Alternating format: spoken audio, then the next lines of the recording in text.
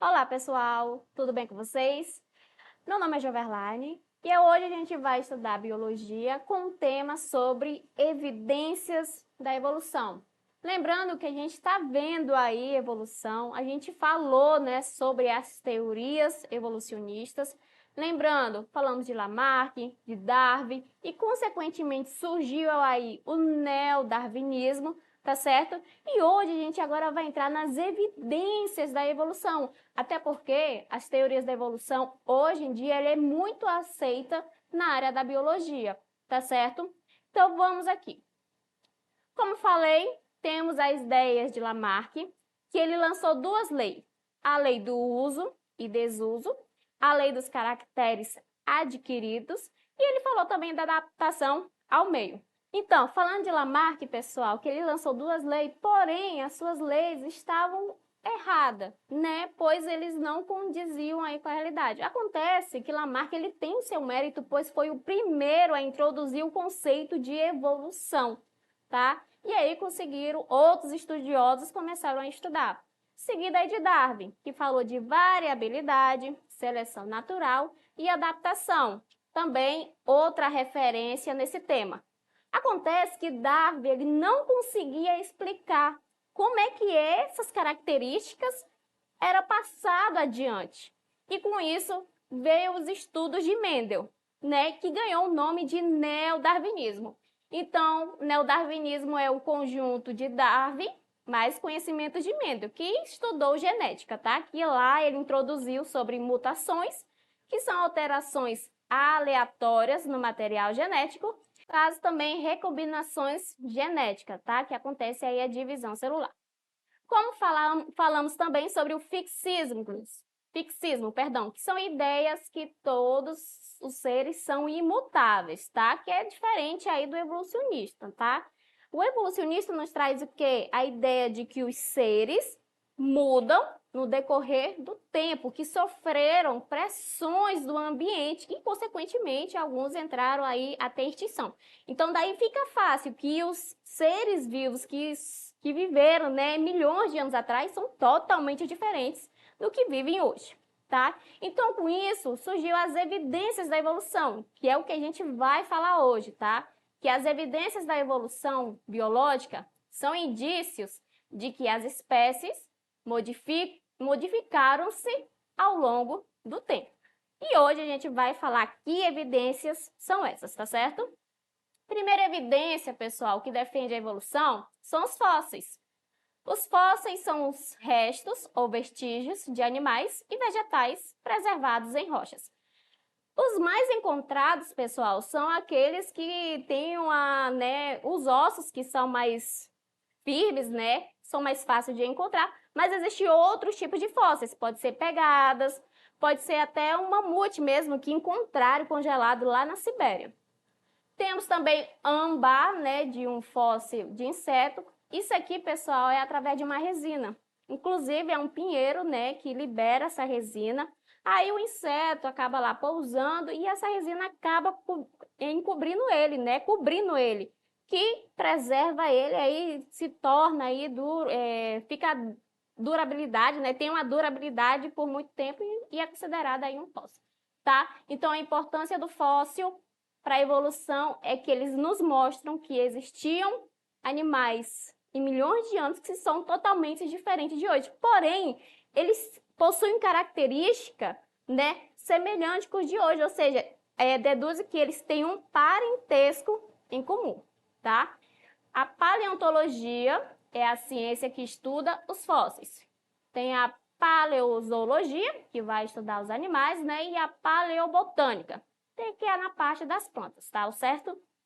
Outra evidência que a gente tem é a anatomia comparada, pessoal.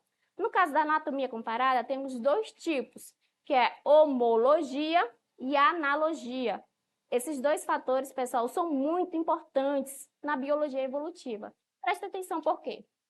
homologia, que é mesma origem embrionária, mas que desempenham funções diferentes, sendo chamada de divergência evolutiva. Como é que isso acontece, pessoal? Tá vendo a imagem aqui? Temos as mesmas estruturas de espécies diferentes. Temos o braço de um homem, a pata dianteira do cavalo, temos a asa do morcego e tem uma nadadeira da baleia.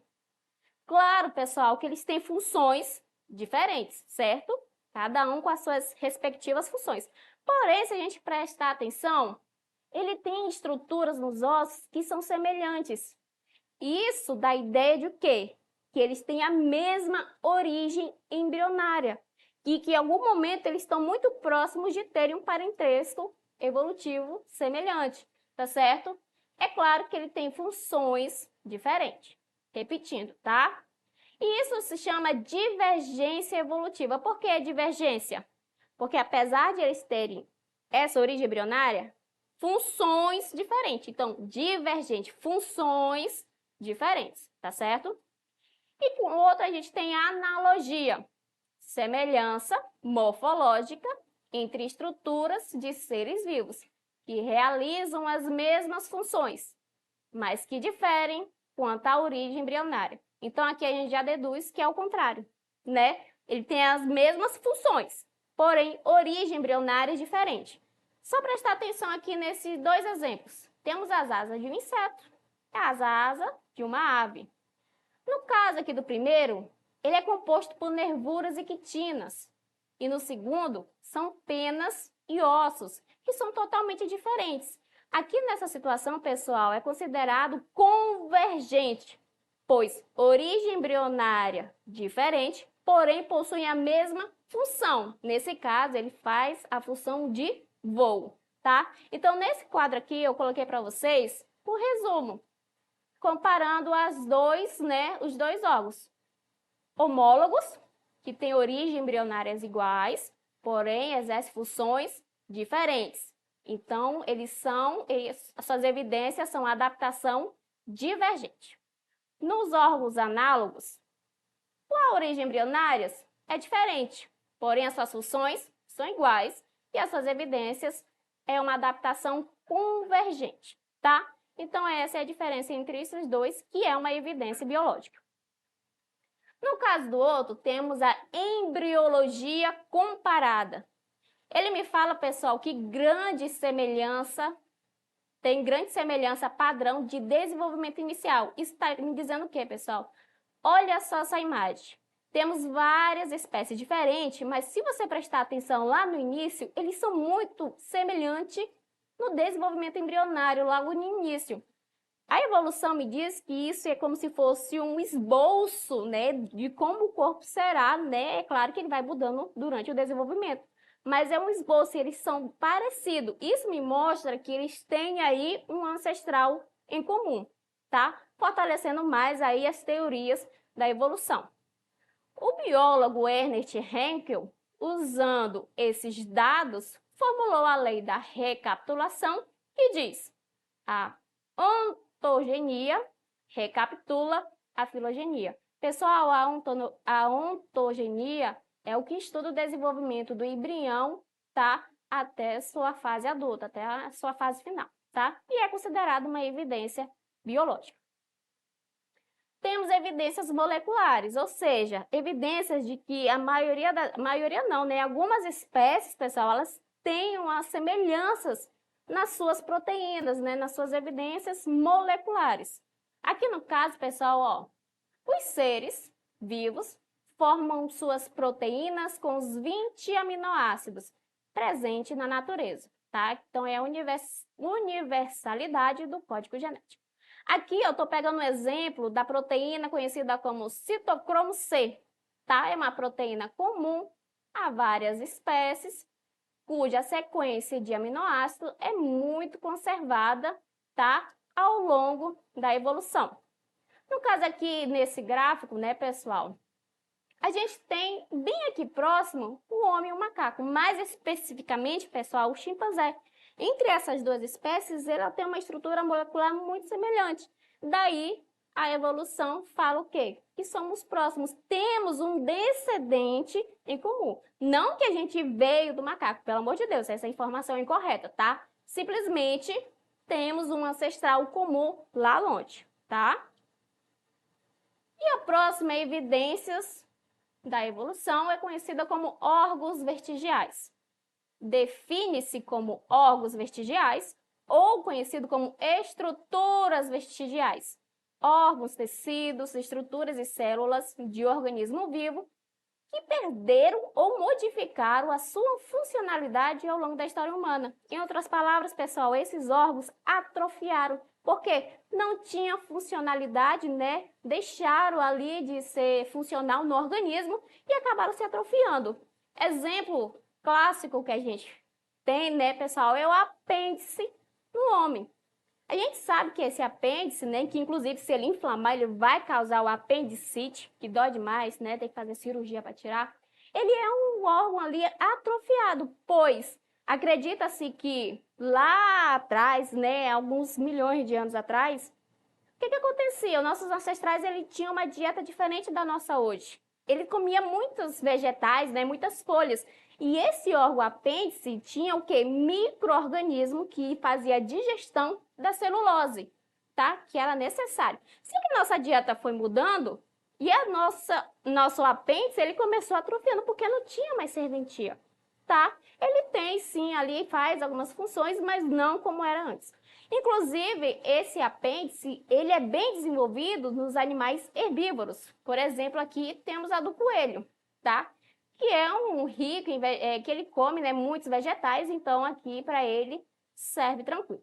Temos outros exemplos de órgãos vestigiais, perdão, como o dente do siso, né? Antes, pessoal, nossos ancestrais, ele tinha uma mandíbula muito protuberante, né? Por quê? Ele precisava mastigar folhas grandes. Então, ele necessitava dessa dentição, né? Acontece que, mais uma vez, a nossa alimentação foi mudando e essa nossa dentição, nossa mandíbula foi o quê? Diminuindo. Inclusive, pessoal, tem até pessoas hoje nascendo aí sem o dente do siso, né? Que não sente aquela dor quando ele começa a querer sair pela gengiva, tá? Outro exemplo também é o cóccix, né? Que é essa aqui que segue a coluna vertebral, tá? Inclusive, segundo essas evidências, ele atrofiou. Alguns ancestrais, eles tinham cauda, então perdeu a funcionalidade e ele foi encurtando, mas ele tem função hoje também. Ele é uma estrutura ali que liga, né, que segura a musculatura da pelve, tá certo? Com isso, pessoal, a gente fala, né, termina aí para falar sobre os órgãos vestigiais e agora a gente vai iniciar nossas atividades. Olha só como é que eles cobram na prova. Isso aqui é uma questão do Aprova Enem, do segundo ano do ensino médio, página 39, questão 10, tá certo? Pessoal, é comum relacionar a evolução biológica ao ser humano. Afinal, a espécie humana domina o planeta, já que consegue manipular o ambiente conforme a sua vontade e apresenta diversas vantagens sobre os outros organismos. Devido a esses e outros motivos, o ser humano é o ser vivo mais evoluído. Pessoal, ele te dá um texto, mas a questão ele vai te perguntar o seguinte: esse texto, essa afirmativa, é certo ou errado? O que você acha? O ser humano é o mais evoluído de todos? E a gente vai analisar agora. Alternativa A. Esse texto é correto, pois apresenta argumentos pertinentes que explicam por que o ser humano é o organismo mais evoluído da Terra. Alternativa B.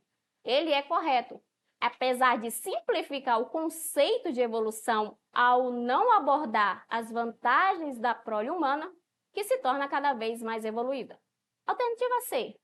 Ele é incorreto, já que os organismos mais evoluídos da Terra são as bactérias, que estão presentes em maior número. Alternativa D.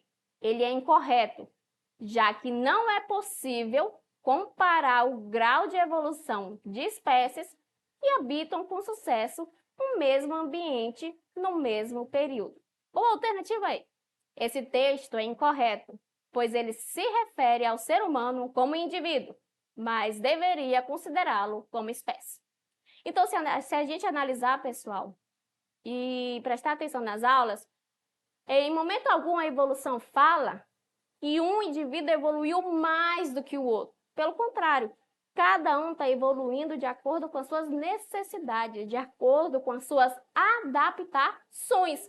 Então, é incorreto dizer que o homem é mais evoluído. Não existe o mais evoluído, não, tá? Então, com essa informação, pessoal, a gente já cortaria a alternativa A e a B, tá? E a resposta certa seria a alternativa D, tá certo? Por que não é a C e nem a E? Primeiro, já que os organismos mais evoluídos da Terra são as bactérias, em que estão presentes em maior número, também não. Quantidade de indivíduos não quer dizer que é mais evoluído, não, tá certo? E a alternativa E é incorreta também, porque ele se refere ao ser humano como indivíduo, mas deveria considerá-lo como espécie? Também não. Então, a alternativa correta é a alternativa B, tá certo? Próxima questão. Essa é uma questão da prova Enem, tá? Lá do livro de vocês, do 2º ano do ensino médio, página 39, questão 11, tá ok? A evolução biológica é considerada uma teoria. Isso gera diversas críticas e dúvidas, já que muitos estudos, financiamentos para as pesquisas e currículos escolares levam a evolução biológica em consideração. Pessoal, sobre o status da teoria da evolução, podemos afirmar que: alternativa A indica que a evolução reuniu um conjunto sólido de evidências e fatos documentados, além de diversos estudos que constroem argumentos que explicam processos naturais observados. E aí, esse aqui é o status da teoria da evolução hoje. Alternativa B mostra que a evolução é apenas uma ideia e ainda é necessário encontrar fatos que o comprovem. Depois dessa aula que a gente falou de evidências de que ela é aceita, você acha que essa alternativa é a correta? Alternativa C. Coloca a evolução em uma categoria não científica? Bom, até aqui, pessoal, eu já considero ela errada, até porque as teorias são importantes, sim, na parte da ciência, tá? Alternativa D.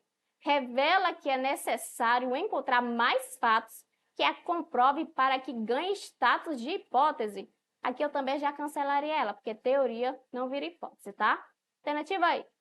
Ele é um conjunto de ideias comprovadas por cientistas e que não podem ser alteradas. Também já não marcaria ela, porque os conhecimentos científicos, pessoal, eles estão em constante mudança, tá certo? Então, a alternativa correta, alternativa A, tá certo?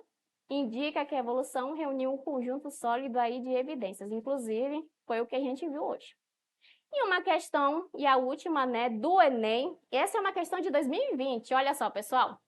Acredita-se que os olhos evoluíram de órgãos sensores de luz para versões que formam imagens.